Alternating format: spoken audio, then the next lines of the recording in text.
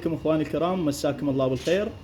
بفضله تعالى سيتم ارسال هاي الطيره الى الاخ العزيز جاسم الراجحي من محافظه بغداد الفضيليه، منطقه الفضيليه. الطيره هاي اخواني عندي منها 4 حاليا. الطيره بيضت بيضه وبيها بيضه، راح يتم ارسالها له وان شاء الله تكون واحده من افضل الحمامات المنتجه عنده ان شاء الله.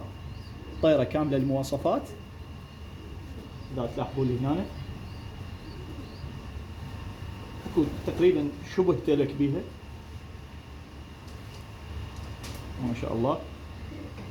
طيرة 2022 0/11 رقمها بالاخير.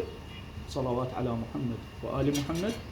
اخواني هاي الطيرة الام، يعني ام هاي الطيرة هي بنت جاكوار على ايلس.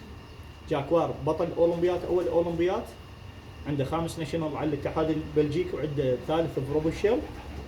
اما ايلس فعندها 11 ناشونال، عندها ثالث بروفنشال ايس بيجن، وعندها 7 ناشونال، 8 ناشونال، 50 ناشونال. إليس انطبقت كبطلة على جاكوار، انتجت هاي الطيرة. هاي الطيرة حاليا احفادها ابطال عد سلبين. يعني مثلا انا راسلته على طير فحل، اعتقد ما كان على بالي رقمه حاليا. طلبت انه اشتري من عنده فرفض. الطير اخذ ثاني ازويف على تينفر بوند، واخذ 13 ناشونال على الاتحاد البلجيكي وهو فرق كان. فالطيره هاي الطيره حاليا هي جده الابطال. ارتئيت انه ازوج بنت جاكوار اللي عندي على ابن البيسكتل اللي عندي اللي هو توماس.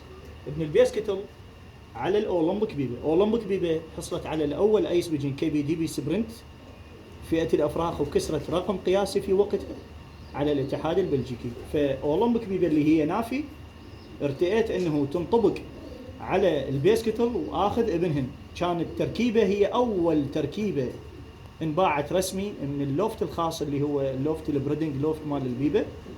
فكان سعر ابن البيسكتل مضاعف سعر ابناء البيسكتل. فتوماس ابو هاي الطيره زين، فصار نصف بيسكتل على اولمبيك بيبه، والنصف الاخر جاكوار على إليس. حمامه مميزه، عندي 4 من ابنائها فرخات، وعندي بيضة من جواها طلعت، والبيضة الثانية بيها حاليا. الله يوفقك الأخ جاسم، شوف الخير والبركة إن شاء الله. مبروك، حياكم الله.